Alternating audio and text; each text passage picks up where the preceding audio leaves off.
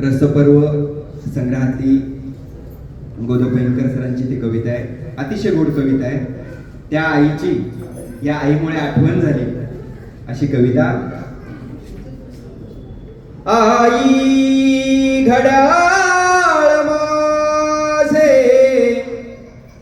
उठवी भला पहाटे.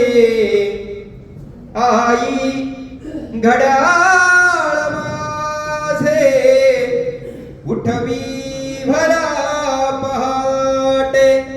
आईच अन्नपूर्ण, आईच अन्नपूर्ण, आईच अन्नपूर्ण भरवी भला पहाटे. भरवी भला पहाटे, भरवी भला पहाटे. सरांच्या अनेक कविता आहेत, अनेक गजला आहेत.